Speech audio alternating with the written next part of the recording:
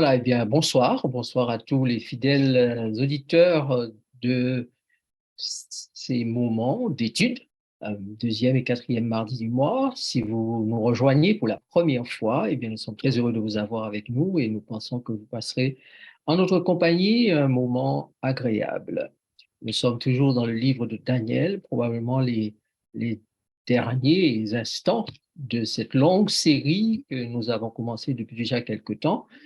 Et prochainement, nous allons nous pencher sur le livre de la Genèse, les prophéties de l'Ancien Testament, et particulièrement celle du livre de la Genèse. Certains pourraient s'étonner qu'il y ait des prophéties dans le livre de la Genèse, mais sachez que toute la Bible est une parole prophétique et nous enseigne énormément sur les prophéties et la façon de les appréhender, de les comprendre et de les voir trouver application dans le temps passé comme dans le temps présent.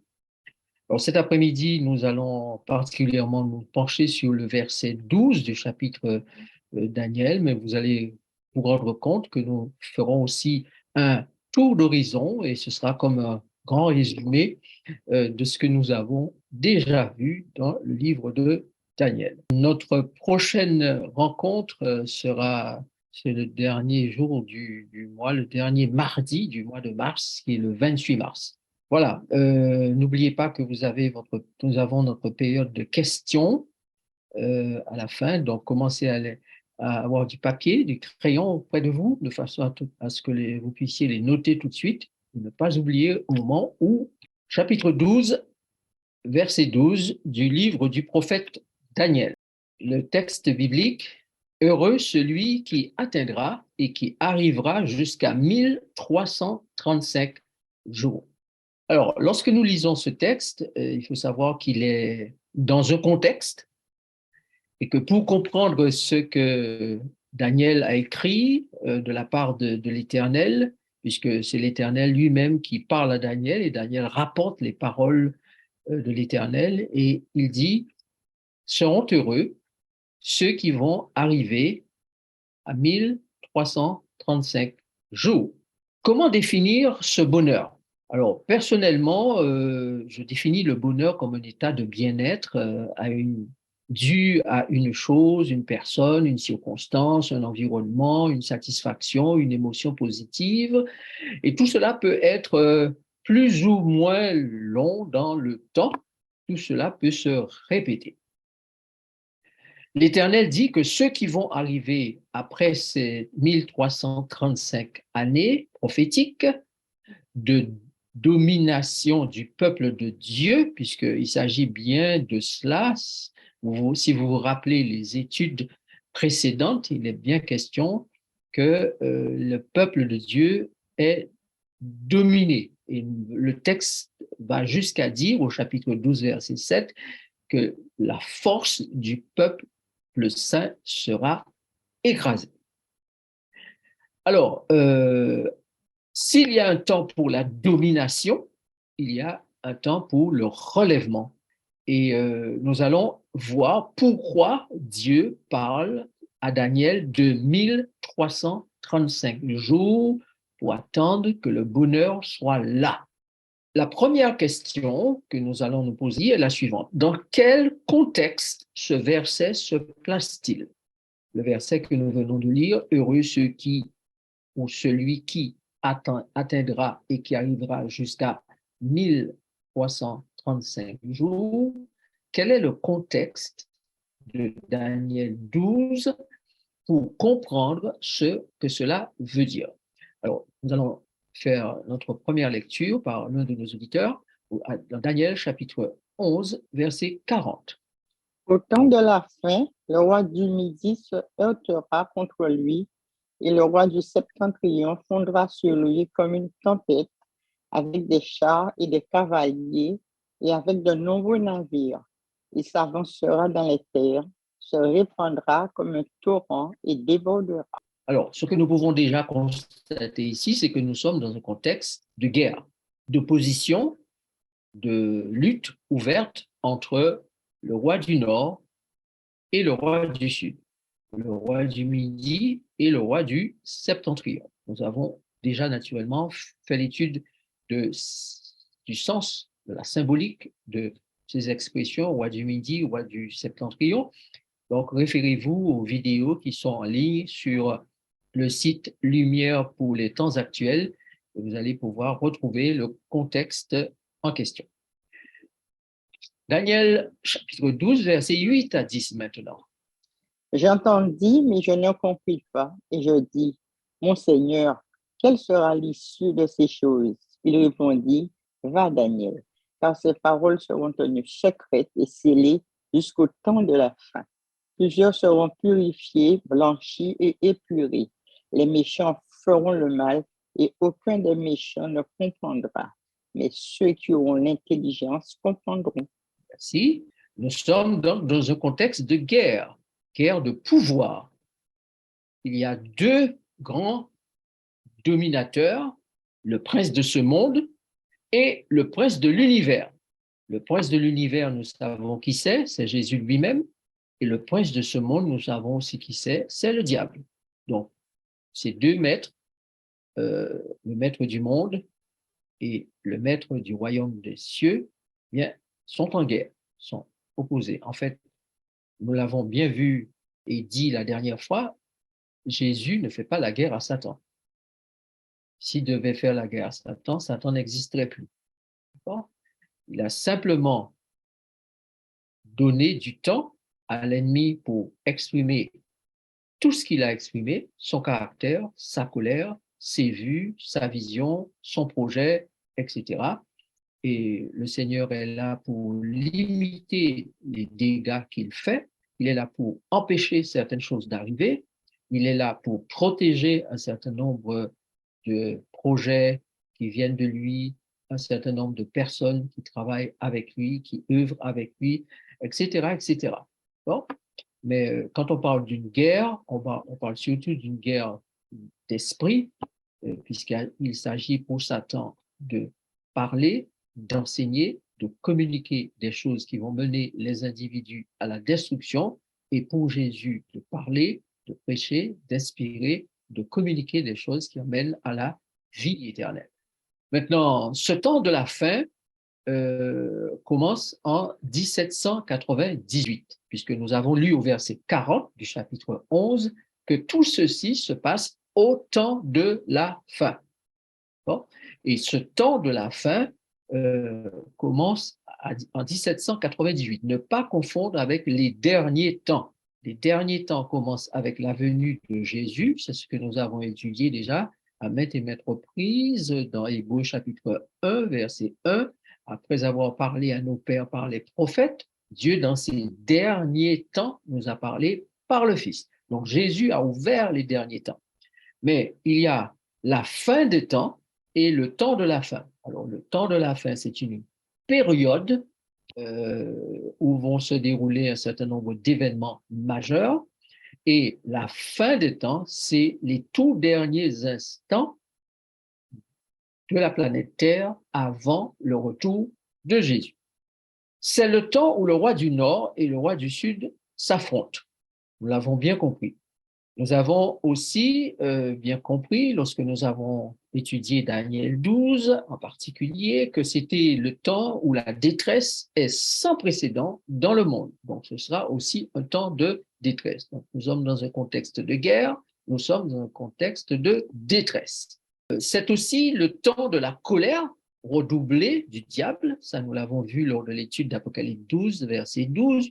Malheur à la terre, car le diable est descendu vers vous, animé d'une grande colère.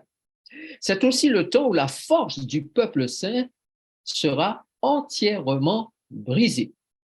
C'est ce que nous avons lu tout à l'heure dans Daniel chapitre 12, versets 8 à 10. Daniel 12 nous présente donc quelque chose d'extrêmement, j'allais dire, triste, puisqu'il s'agit de la domination, le brisement de la force du peuple saint. Alors, comment le peuple saint va-t-il être brisé? Alors, nous le verrons dans les textes que nous avons sous les yeux. D'abord, Daniel chapitre 12, verset 7 Ensuite, nous lirons Apocalypse 2, 14, 4, 14 et 20. Nous lirons tous ces textes pour bien comprendre comment la force du peuple saint est brisée. Puisque prophétiquement parlant, tant que cette force du peuple saint n'est pas brisée, le bonheur promis ne peut pas venir. Donc, il faut comprendre ce que ça veut dire. Nous y reviendrons. 3 actes révèlent le caractère du diable. Premièrement, son acharnement contre le peuple d'Israël dans le passé. Deuxièmement, son acharnement contre le Christ. Et troisièmement, son acharnement contre l'Église et le reste de la postérité à la fin des temps. Donc, Dieu a donné du temps au diable. Il lui a donné, comme je l'ai déjà dit et répété, 5800 ans. Jésus est venu au 4e millénaire et après la venue de Jésus, jusqu'en 1844, où Michael est censé se lever pour prendre la défense de son peuple, il y a 1810 années et nous arrivons en l'année 1844, ce qui nous fait grosso modo 5800 années littérales, hein, que Dieu a donné au diable pour exprimer ce qu'il veut, ce qu'il est, pour exprimer son caractère, pour exprimer sa vision et sa gestion du monde, voire de l'univers, puisqu'il a prétendu pouvoir gérer l'univers. Donc, on voit que dans sa gestion, au lieu d'aimer les êtres humains comme Dieu les aime, il s'acharne contre eux. Au lieu d'accueillir le Christ comme étant le libérateur, non, il ne l'accueille pas comme un libérateur. Il s'acharne sur lui jusqu'à le crucifier, le mettre à mort. Puis, quand le Christ remporte la victoire, sort du tombeau, ressuscite et remonte à la droite de Dieu, eh bien, le diable continue à s'acharner contre l'Église et le reste. Mais toutes ces années servent à tout l'univers de voir le caractère de cette tête qui se prétendait pouvoir monter au-dessus de Dieu et diriger l'univers. Donc la révélation du caractère, la révélation de l'esprit satanique, la révélation de la vision et des plans sataniques, ça a demandé du temps. Et Dieu, qui calcule le temps, qui calcule les événements, qui calcule les actions des hommes, qui calcule les projets humains, et même lorsqu'ils ne sont pas encore formulés, Dieu sait aussi les calculer. Eh bien, ce Dieu-là dit, voilà, au bout de 1800 ans, eh bien, il aura suffisamment fait pour que tout le monde réalise véritablement qui il est. Mais c'est aussi une chance pour l'humanité, tout ce temps-là, de rencontrer Dieu et de pouvoir avoir la vie éternelle, échapper à l'action mortelle ou aux actes mortels, je dirais, que le diable pose et à tout ce qu'il fait pour entraîner l'homme dans la mort. Quand je parle de la mort ici, il ne s'agit pas de la mort que nous voyons tous les jours, je parle de l'étang de feu, de la mort éternelle, de la terrible souffrance que ceux qui seront jetés dans l'étang de feu devront endurer avant d'être définitivement séparés de Dieu et entrer dans le néant. La fin, le temps de la fin, c'est le temps où le mal sera sans commune mesure. D'après Daniel chapitre 12, verset 10, il est dit que les méchants continueront à faire le mal. C'est aussi le temps de la lutte pour changer les temps et la loi divine selon Daniel chapitre 7, verset 27. Alors, rappelez-vous que nous sommes toujours dans le contexte. Nous sommes en train de citer tous les aspects du contexte qui va précéder et voire même succéder à ces 1335 jours. C'est le temps où cessera le perpétuel et où sera dressée l'abomination du dévastateur. C'est le temps du blanchiment, du lavement, de la purification de quelques-uns, selon Daniel chapitre 12, verset 10. C'est aussi le temps de la corruption de l'Église et des chefs d'État. La femme d'Apocalypse 17 est présentée comme l'entité symbolisant la corruption et l'impudicité morale et littérale. Donc, ce sera un temps de grande immoralité, de grande corruption dans le monde. C'est le temps où le mensonge triomphe puisque Satan est menteur. C'est aussi le temps de la persécution, selon Apocalypse 12, 17. C'est le temps où toutes sortes de nouvelles philosophies ou enseignements depuis les temps des Lumières et avant, et particulièrement ces temps-là, vont déferler sur le monde, puisqu'on a la coupe de cette fameuse femme qu'elle donne à boire à toutes les nations. Ce sera aussi le temps de l'évolution, où la création, le Dieu créateur est méprisé et c'est le hasard qui est adoré, c'est l'homme qui est adoré, c'est le matérialisme qui est adoré. L'homme a rejeté Dieu à travers cette théorie de l'évolution. Et puis, il y a un autre phénomène qui va aussi se faire jour durant ce temps, en attendant les 1335 jours, c'est le morcellement du christianisme. Donc, le christianisme, qui était simplement la religion catholique au départ, va se trouver morcelé. Donc, beaucoup de protestantisme va éclore, l'orthodoxie va éclore, même au sein du catholicisme lui-même, il y aura des divisions. Donc, multiples religions, morcellement du christianisme, parce que toutes ces religions chrétiennes invoquent le même Christ, parlent du même Dieu, le même Seigneur. Elles sont toutes monothéistes, n'est-ce pas? Et puis, il y a aussi la montée du spiritisme. Donc, voilà, grosso modo, tous les éléments qui vont constituer le temps des 1335 jours. Et lorsqu'on arrive à la fin de ces 1335 jours, d'autres choses vont prendre place, mais particulièrement ce qui doit contribuer au bonheur du peuple de Dieu. Alors, revenons sur nos textes et voyons si on peut euh, les, les lire et comprendre mieux ce qui se passe ou répondre correctement à la question posée au départ. Nous avons dit que, pour faire le lien, le bonheur, Dieu le promet. Heureux, heureux ceux qui arriveront à 1335 jours. Ce bonheur est promis parce qu'avant, vous avez vu qu'il y a toute une série de malheurs qui se sont arrivés. Je vous ai décrit le temps de ces malheurs dirigés par le diable et où on voit naître persécution, spiritisme, on voit naître les guerres, etc., etc. Mais Dieu qui a fait des plans, il faut bien que le temps de la fin de ces événements malheureux vienne et que le peuple de Dieu puisse percevoir un temps de bonheur. Et c'est ce dont il est question dans le livre de Daniel 12, verset 12, où Dieu donne un aperçu des malheurs, mais il dit à à Daniel, d'accord, ok, toi tu vas te reposer, ne te fais pas de soucis, ne te mets pas martel en tête pour tout ça, ça va concerner les gens qui vont arriver à la fin, n'est-ce pas?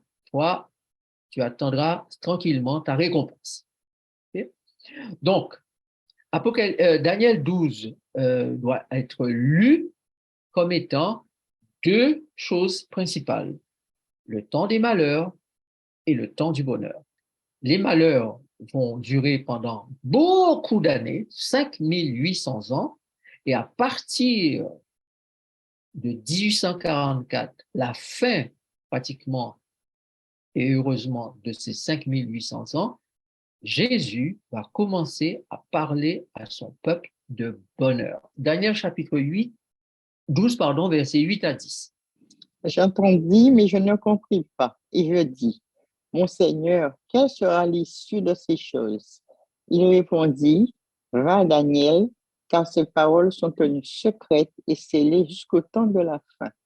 Plusieurs seront purifiés, blanchis et épurés. Les méchants feront le mal et aucun des méchants ne comprendra, mais ceux qui auront de l'intelligence comprendront. Nous sommes à l'étude je vais vous demander de regarder vos Bibles ou regarder l'écran. Nous allons poser un certain nombre de questions. Daniel ne comprend pas. Et qu'est-ce qu'il fait? Il pose une question. Mon Seigneur, quelle sera l'issue de cette chose? Et on lui répond, va, car ces paroles vont devenir des paroles secrètes. Donc le livre sera scellé. Jusqu'au temps de la fin, alors le livre sera décellé. Dans ce contexte-là, plusieurs vont être purifiés. Donc au moment où le livre est décellé, plusieurs vont être purifiés, blanchis, épurés. Dans ce même temps où les paroles sont décellées, les méchants vont continuer à faire le mal, mais aucun méchant ne comprendra ce qui est dans le livre. Seuls ceux qui auront de l'intelligence vont le comprendre. Maintenant, la persécution a duré pendant un certain temps, les philosophies, enseignements sont venus, l'évolution, le morcellement, la montée du spiritisme, et Dieu juge nécessaire de faire en sorte que la corruption, l'impudicité morale et littérale, toutes ces choses-là puissent descendre et que la vérité se fasse jour et que finalement le monde soit éclairé de la lumière, de la gloire de Dieu. Beaucoup de gens vont comprendre ce qu'ils n'avaient pas compris auparavant. Beaucoup de gens vont aimer ce qu'ils entendent et beaucoup de gens vont se tourner vers ceux à qui Dieu a donné l'intelligence pour comprendre ses paroles. D'accord? Et nous sommes en train de vivre ce temps-là. Les paroles ne sont plus secrètes, elles sont ouvertes. Nous sommes dans le temps de la fin. Et dans ce temps de la fin, le texte nous fait savoir qu'il y aura un moment de purification, blanchiment, épurement. Donc, il va y avoir un tri, le criblage, le triage sera fait. Dans ce même temps, le mal va monter en puissance, paroxysme.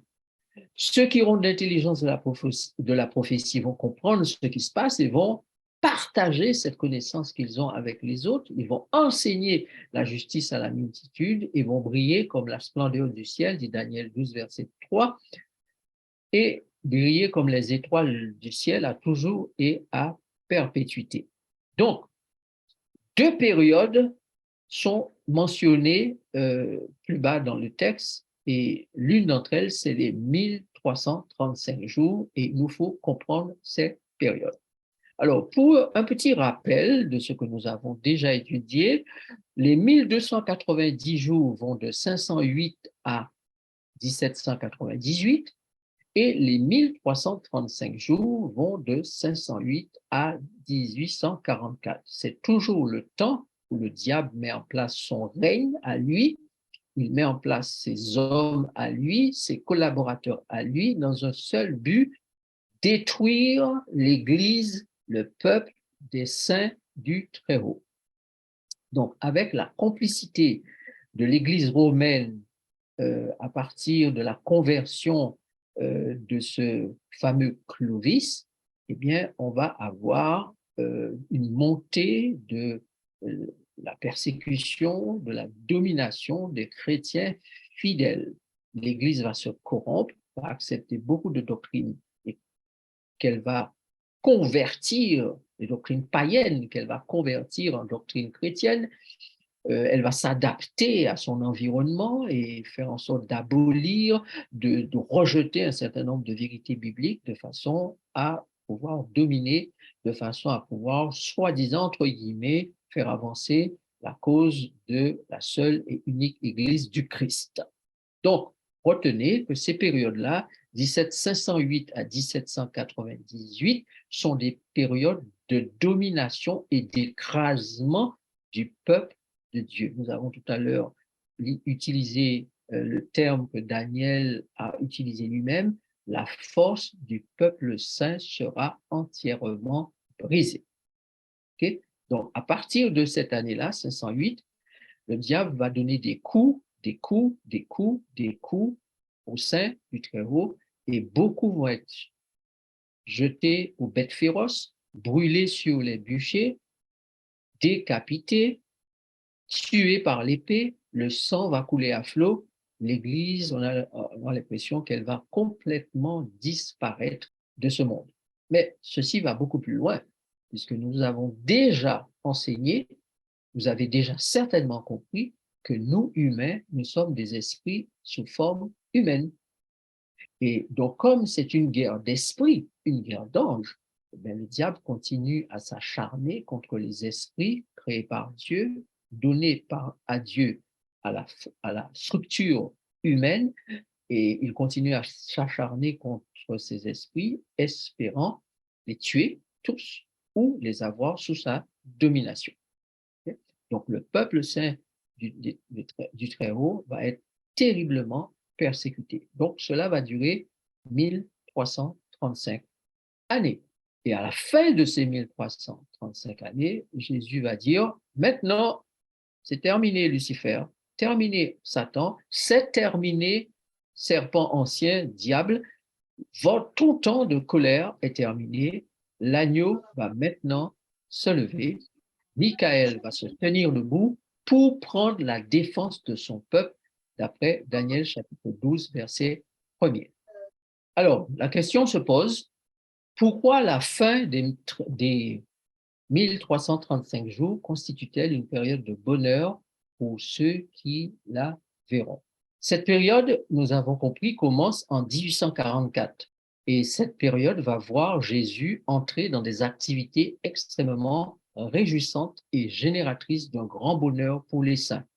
Donc, quand nous parlons de la période après 1844, donc fin des 1335 jours, nous rentrons dans une période où le Christ a un certain nombre d'activités avec les esprits fidèles, n'est-ce pas, qui lui sont restés fidèles, un certain nombre d'activités extrêmement réjouissantes et génératrices d'un grand bonheur pour les saints, malgré le fait que la colère satanique continue à déferler sur la planète. Quelles sont donc les activités réjouissantes et génératrices d'un grand bonheur pour les saints? Premièrement, Daniel chapitre 12, pardon, verset 1er, prendre la défense de son peuple. Qu'est-ce que cela veut dire? Lisons le texte. Daniel chapitre 12, verset 1er. En ce temps-là se lèvera Michael, le grand chef, le défenseur des enfants de ton peuple, et ce sera une époque de détresse telle qu'il n'y en a point eu de semblable depuis que les nations existent jusqu'à cette époque. En ce temps-là, ceux de ton peuple qui seront trouvés inscrits dans le livre seront sauvés. Donc, en ce temps-là, c'est-à-dire le temps de la fin, du chapitre 11, verset 40, c'est le même temps qui continue, le temps de la fin. Eh bien, en ce temps-là, Michael se lève. Michael se lève pour quoi faire? Pour défendre les enfants de son peuple. Pendant longtemps, les enfants de son peuple ont été piétinés, écrasés, leurs forces brisées. Et Michael, dans cette époque où la détresse va encore continuer, puisque le diable est encore en action, eh bien, et Dieu permet un certain nombre de malheurs de frapper la planète, puisque nous avons vu que dans l'étude d'Apocalypse que lorsque les trompettes ont sonné, eh bien, des malheurs ont atteint euh, l'humanité. Mais jusqu'à la fin des temps, les malheurs continuent, n'est-ce pas? Et nous avons encore à voir le temps des fléaux. Donc, ce sera un temps particulièrement terrible, mais aussi paradoxal que cela puisse paraître. Ce même temps est un temps où le peuple de Dieu se réjouit, car il comprend, l'intelligence lui a été donnée, et il comprend ce que Jésus prépare pour lui. Et même au milieu de la souffrance, il peut se réjouir. D'ailleurs, il sait que son Dieu, son Créateur, le peuple sait que le Créateur, le Dieu Tout-Puissant, peut prendre soin de lui. Mais le texte nous dit aussi à la fin, en ce temps-là, ceux de ton peuple qui seront trouvés inscrits dans le livre de vie, dans le livre, seront sauvés. Ça veut dire qu'il y a des personnes qui ne vont pas faire ce qu'il faut pour que leur nom soit inscrit dans le livre. Car si les noms, vos noms, mon nom, nous n'avons pas nos noms inscrits dans le livre de Dieu, ce qu'on appelle encore le livre de vie, Donc, nous ne pouvons pas faire partie de ce peuple. Nous vivons donc à l'époque où dans le livre doit définitivement être consigné tous les noms des sauvés. Donc, il y a un tri qui est fait maintenant pour savoir si ceux qui ont prétendu appartenir à Jésus lui appartiennent véritablement et soient enlevés du livre. Car vous savez, Jésus dit, ce ne sont pas ceux qui disent Seigneur, Seigneur qui entreront dans la maison de mon Père, mais celui-là seul qui fait la volonté de celui qui m'a envoyé. Donc, il faut s'assurer que le nom soit inscrit dans le livre de vie. Et avoir l'assurance de son nom dans le livre de vie est certainement une raison d'être heureux. Donc, ça contribue sérieusement au bonheur de ceux et celles qui arrivent après 1335 jours. Deuxième activité de Christ, entrer dans son règne. Et ça, c'est lié au mariage, c'est lié à la purification. Et nous allons lire ces deux textes, Daniel chapitre 7, versets 13 et 14, Apocalypse 15, verset 11, pardon, versets 15 à 19. Je regardais pendant mes visions nocturnes, et voici, sur les nuées des cieux arriva quelqu'un de semblable à un fils de l'homme. Il s'avança vers l'Ancien des jours, et on le fit approcher de lui. On lui donna la domination, la gloire et le règne, et tous les peuples, les nations et les hommes de toute langue le servirent. Sa domination est une domination éternelle qui ne passera point, et son règne ne sera jamais détruit. Donc, voilà une activité dans le ciel du Christ. Il fait un voyage vers l'ancien des jours. Et nous avons déjà dit que c'est la première étape de son retour vers la terre. En fait, le voyage du Christ, c'est un retour vers la terre. Donc, après avoir préparé les troupes célestes, il s'apprête maintenant à descendre vers la terre. Après avoir œuvré dans le sanctuaire, lieu saint, le lieu saint du sanctuaire, en fait, il passe maintenant à une dernière phase de son ministère, et cette phase consiste à s'avancer vers le Père pour recevoir la domination, la gloire, le règne.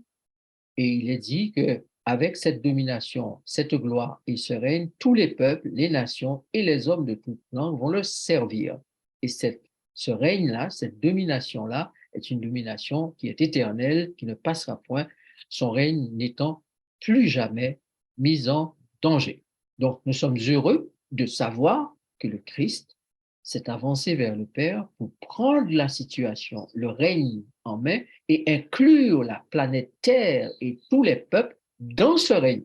Ça veut dire que c'est la fin du règne du diable qui est en vue. Fin définitive. Ça, c'est du bonheur, n'est-ce pas? Nous en avons assez de vivre dans un monde de souffrance, de pandémie, un monde de Covid. Nous en avons assez de vivre dans un monde de maladie, un monde de querelles, un monde d'injustice, un monde de souffrances diverses, de catastrophes naturelles, un monde de sécheresse, etc., etc. Jésus nous prépare de nouveaux cieux et une nouvelle terre, et c'est un bonheur pour nous que de savoir que cela va devenir bientôt, très bientôt, une réalité. Texte suivant, Apocalypse chapitre 11, versets 15 à 17 dans un premier temps.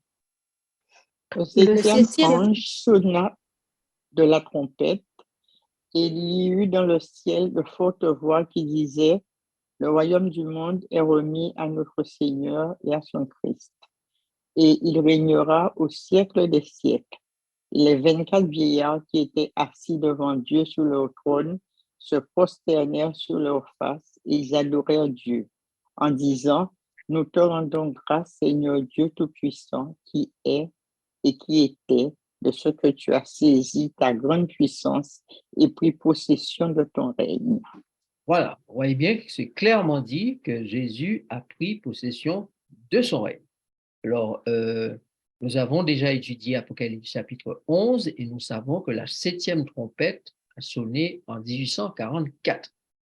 C'est à ce moment-là que Jésus a pris les commandes. Il prend le règne, c'est-à-dire il va recevoir ce règne des mains du Père de façon à régner définitivement sur la planète Terre et chasser le diable et ses armées, le diable et ses démons. Texte suivant, ou la suite du texte. Les nations se sont irritées et ta colère est venue. Et le temps est venu de juger les morts, de récompenser tes serviteurs, les prophètes, les saints et ceux qui craignent ton nom, les petits et les grands, et de détruire ceux qui détruisent la terre. Et le temple de Dieu dans le ciel fut ouvert, et l'arche de son alliance apparut dans son temple. Il y eut des éclairs, des voix, des tonnerres, un tremblement de terre et une forte grêle. Voilà, merci. Alors, que notez-vous ici? Regardez le verset, je reviens en arrière pour que vous notiez quelque chose. Alors, le 7e ange sonne de la trompette et le texte dit que le royaume est remis à son Christ et il régnera au siècle de siècle. Donc, c'est bien la prise du règne. OK? Maintenant, quand vous lisez ici, vous avez une autre notion qui apparaît. Le temps est venu de faire quoi? De juger. Le temps est venu de juger les morts. Donc, c'est aussi le temps du jugement. OK? Il est dit le temps de récompenser les serviteurs. Donc, ce sera aussi le temps des récompenses. Ce sera aussi le temps de la destruction de ceux qui détruisent la terre. Ce sera aussi le temps de la purification, puisque le temple de Dieu est ouvert et l'arche de l'alliance qui se trouve dans le lieu très saint apparaît. Donc, c'est l'époque de la purification, puisque lorsque le souverain sacrificateur ouvrait le lieu très saint, c'était au jour des expiations, au jour du grand pardon, au jour de la purification. Donc, dans le même texte, vous avez 3 aspects d'un même événement, ou de plusieurs événements plutôt, qui sont un seul et même événement. Que ce soit la prise du règne, que ce soit le jugement, que ce soit la purification, c'est en même temps que ces choses se déroulent. Et il y a une 4e chose qui se déroule aussi en même temps, c'est le mariage. Okay? C'est le mariage. Donc, voici les activités de Jésus dans le ciel qui garantit notre bonheur. Nous savons que Jésus va prendre le règne, nous savons qu'il va juger les morts. Donc, le jugement n'est pas un jugement de condamnation, mais un jugement de récompense des serviteurs, des prophètes, des saints, de ceux qui craignent son nom, un jugement de récompense pour les petits, pour les grands. Et il y aura aussi un jugement de destruction, de condamnation pour ceux qui se sont amusés à détruire la planète Terre et son contenu. Voilà. Donc tout cela nous remplit de joie, nous donne de l'assurance parce que nous savons que Jésus s'est levé, il est à l'œuvre pour bientôt nous libérer complètement de la domination satanique qui a trop longtemps duré. Voici encore une autre activité de Jésus pour notre bonheur. Alors, nous allons lire 2 textes, Ésaïe 48, versets 18 à 22 et Ézéchiel 36, versets 22 à 27. Et nous lirons même un 3e, Ésaïe 62, versets 6 à 12. Allons-y pour Ésaïe 48, 18 à 22. Oh, si tu étais attentif à mes commandements, ton bien-être serait comme un fleuve et ton bonheur comme les flots de la mer.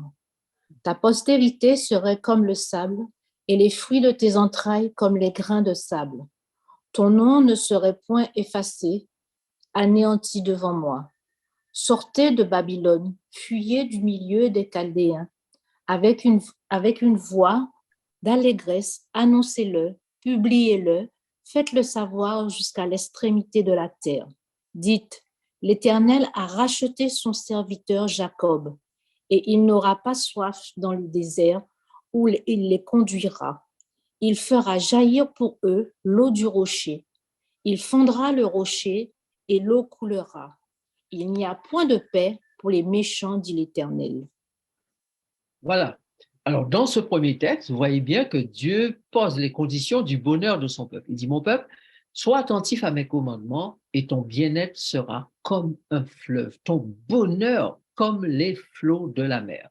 Ta postérité, elle sera comme le sable et les fruits de tes entrailles comme les grains de sable. Ton nom ne sera point effacé, anéanti devant moi.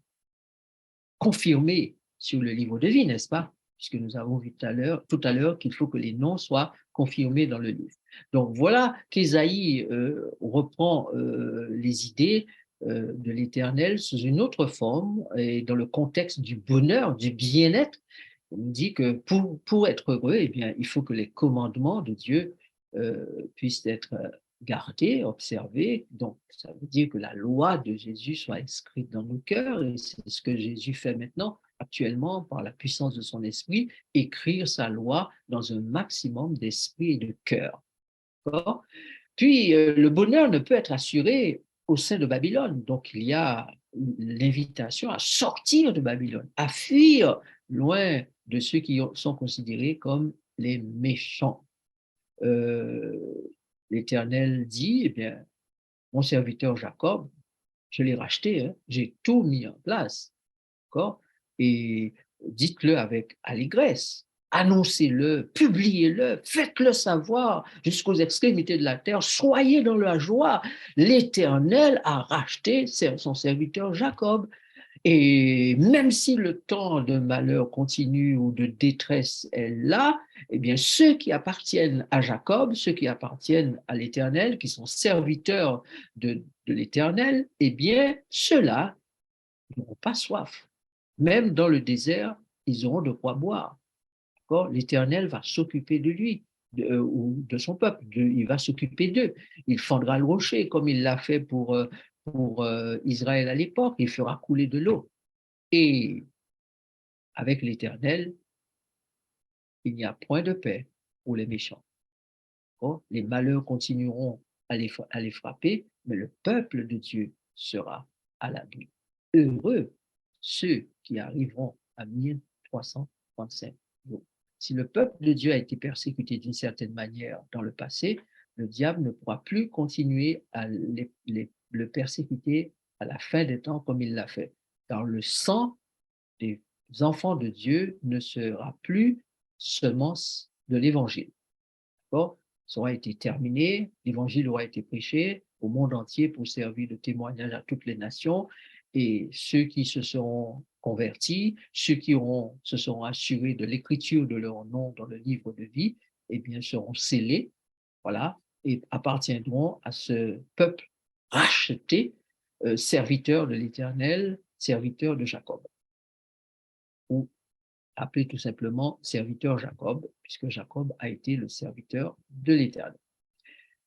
Lisons maintenant Ézéchiel, chapitre 36.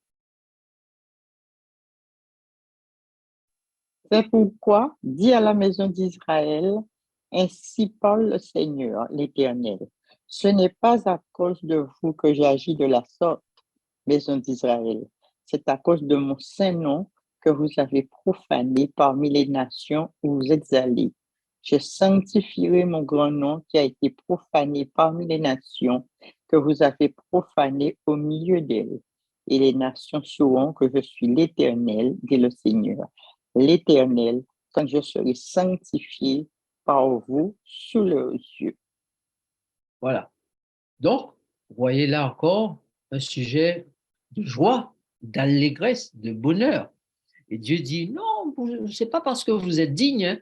C'est moi l'Éternel qui choisit de faire ça à cause de mon nom, à cause de mon nom que vous avez profané parmi les nations. Mais dans ma grande bonté, dans mon immense amour, je vais sanctifier mon grand nom qui a été profané, que vous avez profané au milieu des nations. Et les nations vont voir que je suis l'Éternel. Les nations vont voir que mon nom sera sanctifié par vous sous leurs yeux. Donc Dieu se propose, il projette d'avoir un peuple à la fin des temps qui sanctifie son nom, sa grandeur, sa personne sous les yeux des nations. Donc, vous avez entendu dire que le monde entier sera en adoration derrière la bête, mais avant que le monde entier ne soit en adoration derrière la bête, il y aura le monde entier à voir de ses yeux comment l'Éternel est sanctifié par son peuple. Et ce sera certainement un bonheur que d'être dans le camp de l'Éternel ou dans le camp de ceux qui sanctifient le nom de l'Éternel aux yeux des nations. Maintenant, Ézéchiel 36, versets 24 à 27. Je vous retirerai d'entre les nations, je vous rassemblerai de tous les pays et je vous ramènerai dans votre pays. Je répandrai sur vous une eau pure et vous serez purifiés. Je vous purifierai de toutes vos souillures et de toutes vos idoles. Je vous donnerai un cœur nouveau et je mettrai en vous un esprit nouveau. J'ôterai de votre corps le cœur de pierre et je vous donnerai un cœur de chair. Je mettrai mon esprit en vous et je ferai en sorte que vous suiviez mes ordonnances et que vous observiez et pratiquiez mes lois. Voilà. Donc, vous voyez tout ce que l'Éternel se propose de faire pour le bonheur de son peuple, les retirer des nations. Ensuite, il dit, il va les rassembler de partout. Il va les purifier, il les prendra sur une eau pure. Il va purifier le peuple de souillure, d'idoles, etc. Il va leur donner un cœur nouveau, un esprit nouveau. Il va ôter de leur corps le cœur de pierre. Il va leur donner un cœur nouveau, donc un cœur qui ne soit pas un cœur dur, mais un cœur aimant, affable, bon, généreux, etc., etc. Il mettra en eux un esprit différent de celui qu'il manifestait, de façon à ce que ces personnes puissent observer ces lois, ces ordonnances, ces commandements. Donc, Dieu a un grand projet pour le bonheur de son peuple. Et si vous êtes d'accord à ce que ce projet se réalise en votre faveur, alors tournez-vous vers Dieu avec solennité, avec ferveur, avec détermination, avec régularité, jusqu'à ce que le projet de Dieu devienne une réalité dans vos vies. Alors, maintenant, lisons Ésaïe, chapitre 62, versets 10 à 12, pour voir encore ce que l'Éternel veut faire pour le bonheur de son peuple. Franchissez, franchissez les portes, préparez un chemin pour le peuple, frayez, frayez la route, ôtez les pierres, élevez une bannière, vers les peuples. Voici ce que l'Éternel proclame aux extrémités de la terre. Dites à la fille de Sion, voici, ton sauveur arrive, voici, le salaire est avec lui, et les rétributions le précèdent. On les appellera peuple saint, racheté de l'Éternel, et toi, on t'appellera recherché, ville non délaissée. Amen. Donc, le texte nous dit que l'Éternel va faire en sorte qu'un chemin soit frayé. Si vous lisez dans Ésaïe chapitre 19, vous allez voir que l'Éternel ferait un chemin pour les Égyptiens, il ferait un chemin pour les Syriens, les Assyriens et un chemin pour les Israéliens ou les Israélites. Donc, il va frayer un chemin pour tous ceux qui le veulent. Une bannière sera élevée vers les peuples. L'Éternel va donner à la fille de Sion un chant à chanter. Voici ton sauveur arrive, voici le salaire est avec lui et les rétributions le précèdent. Si cette prophétie d'Ésaïe concerne la première venue de Jésus, elle a aussi une double application concernant la seconde venue, car il est ici question des saints, des rachetés. Or, les rachetés, ce sont ceux qui le sont grâce à la crucifixion, au sang versé, à la résurrection. Donc, et cette résurrection a eu lieu après la première venue de Jésus. Donc, on peut dire que la prophétie concerne la première venue et la seconde venue. Donc, ceux qui vont se repentir seront qualifiés, ceux qui ne de justes, ils seront qualifiés de justes, de saints, n'est-ce pas? Ceux qui ne se repentiront pas seront qualifiés de méchants et vont tout perdre. Ceux qui n'auront pas su inviter Jésus à souper avec eux vont tout perdre. Ceux qui n'auront pas su tout délaisser pour suivre Jésus vont tout perdre. Ceux qui n'auront pas su investir dans le royaume des cieux, mais qui auront préféré investir tout leur argent, leur salaire dans les choses de ce monde, les terres, les biens, les voitures et j'en passe, mais qui ont très peu servi la cause de Dieu avec leurs revenus, eh bien, ceux-là prennent un gros risque.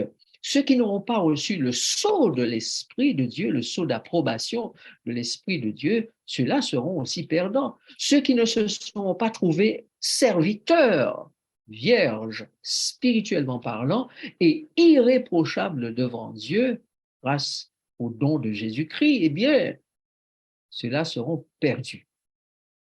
Mais ceux qui auront tout sacrifié pour Jésus jouiront d'un bonheur, d'une joie éternelle intense, sachant ce que Jésus est en train de faire pour eux et fera pour eux. Et leur joie sera de longue durée, et voire éternelle.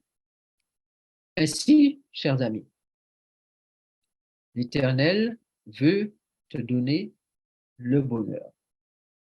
Et pour qu'il en soit ainsi, il t'invite à participer à un programme de glorification. Craignez Dieu et donnez-lui gloire, car l'heure de son jugement est venue. Fais en sorte que dans ta vie, Dieu soit le premier servi. Tu te lèves le matin, il est le premier servi. Tu fais un projet, Dieu est consulté et le premier servi, à savoir une question posée à ton esprit, mais ce projet que j'ai, va-t-il glorifier Dieu? Donc, tout doit glorifier Dieu.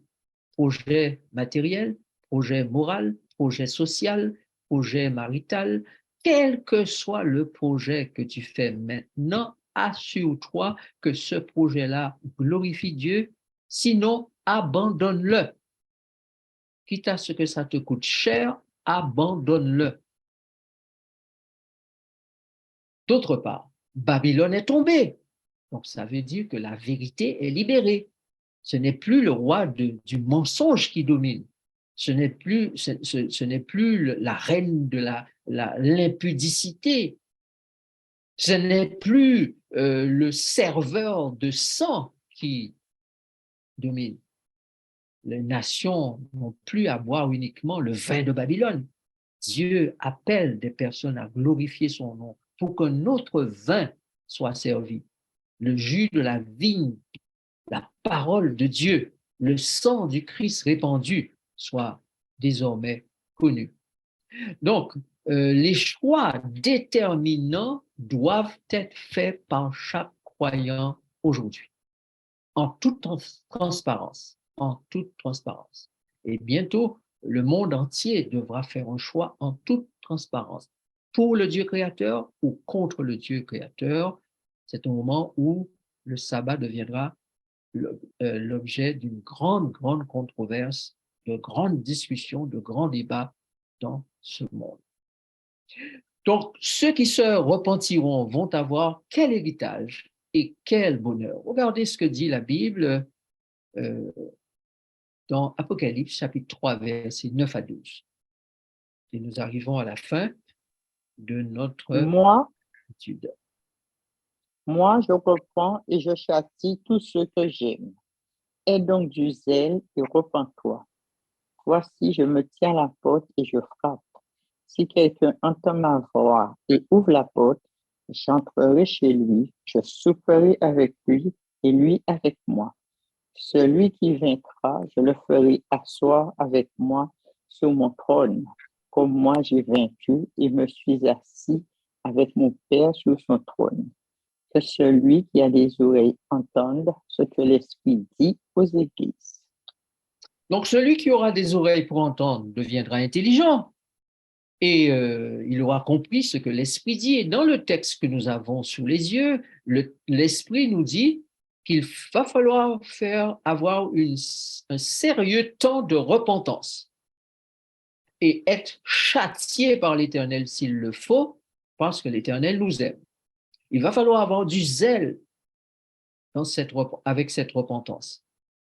Jésus dit, il va falloir lui ouvrir, puisque si quelqu'un entend sa voix et lui ouvre la porte, il dit qu'il va souper avec cette personne. Et quel bonheur que d'avoir Jésus à notre table. Celui qui vaincra, dit-il, je le ferai asseoir sur mon trône. Donc Jésus est en train de nous dire que maintenant, dans cette dernière période avec les Laodicéens, je voudrais sélectionner les personnes qui vont s'asseoir sur mon trône avec moi. Donc ceux qui vont gouverner avec moi. Si vous avez des oreilles pour entendre ce que je dis, alors écoutez et comprenez ce que l'Esprit dit aux églises. J'ai besoin de gens repentants, j'ai besoin de gens que je corrige sérieusement pour qu'ils aient mon caractère, j'ai besoin des gens qui ont du zèle, j'ai besoin de personnes qui sont dans une profonde, sérieuse, régulière communion avec moi, donc qui soupent avec moi régulièrement. Ces personnes-là, ce sont elles que je vais accueillir pour qu'elles règnent avec moi. Ces personnes vont constituer le reste de la postérité. Ils auront à subir la grosse tribulation, le gros temps de détresse, mais ils ne seront pas ébranlés, car j'ai promis de les garder, de leur donner à boire et à manger, de m'occuper d'elles. Donc, ces personnes, toi et moi, si nous sommes d'accord, eh bien, ça veut dire que nous serions engagés dans l'armée du Christ de façon à vaincre avec lui. Le texte biblique dit, ils combattront contre l'agneau et l'agneau les vaincra. Donc, le diable continuera à se battre contre l'agneau, contre les serviteurs de l'agneau. Mais l'agneau, c'est le Seigneur des seigneurs et le roi des rois. Et ceux qui sont appelés, élus et fidèles seront avec lui et eux aussi vont vaincre le diable, vont vaincre Babylone. Chers amis, en tant qu'être humain, nous dépensons beaucoup d'argent, beaucoup de temps, beaucoup d'énergie pour nous habiller, pour habiller un corps qui sera jeté dans la poussière et le lac de feu, selon Apocalypse 20, versets 14 et 15. Nous dépensons beaucoup pour nous munir du confort ici-bas. Ce n'est pas plus mal. Mais assurons-nous d'avoir investi suffisamment dans l'œuvre de Dieu, car le trésor que la teigne et la rouille ne détruisent pas, c'est le trésor d'investissement dans la cause de Dieu, tandis que nous étions vivants. C'est-à-dire que nous avons pris beaucoup de temps à travailler dans la cause de Dieu, au salut des âmes. Nous avons donné beaucoup d'argent pour le salut des âmes. Nous avons dépensé notre énergie pour la construction du royaume de Dieu dans les cœurs des gens et enfin sur cette terre. Nous avons investi pour le royaume. Là où ton trésor, là aussi sera ton cœur. Alors pourquoi ne pas sérieusement expérimenter tout le bonheur qu'il y a d'habiller son esprit et son caractère pour être éternellement heureux avec Jésus. Jésus nous a promis de nous habiller. Je vous revêtirai, dit-il. Donc, ça veut dire qu'il va falloir accepter le sacrifice de plein de choses. Acheter moins pour investir plus dans le royaume de Dieu. Dépenser moins son temps pour soi-même et le dépenser plus pour les autres. Investir davantage dans la cause de Dieu. Renoncer peut-être à certains rêves, à certains amis, peut-être même à voir son travail si cela vous empêche de vous investir pour le royaume de Dieu.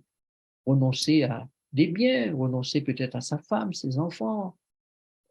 Jésus a dit tout ça, hein, celui qui renoncera à femme, terre, enfant, ben, ici-bas, il aura le centuple et la vie éternelle, n'est-ce pas? La question est simple. Que sommes-nous prêts à abandonner pour jouir du bonheur promis par le Christ? Heureux ceux qui arriveront à 1335 jours. Que sommes-nous prêts à dépenser pour ça?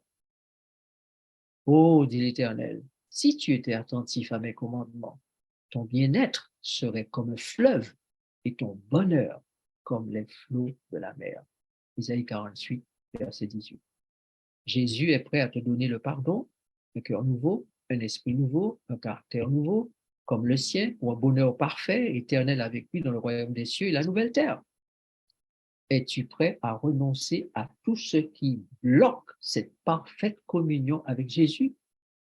Tout ce qui bloque une connaissance la plus profonde de lui? La vie éternelle, c'est qu'il te connaisse. Réfléchissons tous à tout cela et puisse le Saint-Esprit nous aider à faire les bons choix. Amen.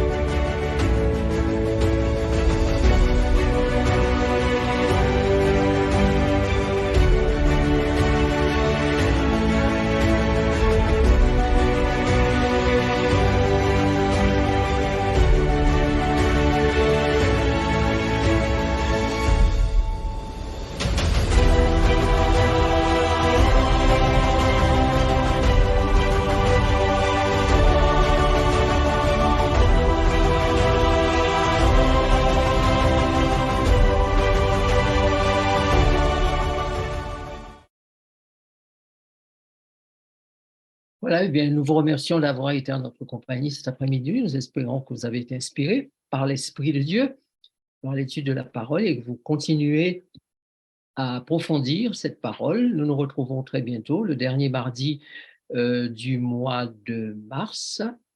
Et puis, chaque mois, nous nous retrouvons comme d'habitude, hein, deuxième et quatrième mardi du mois à 18h30 et le samedi à 15h. Que Dieu vous bénisse et vous garde. Bonne semaine.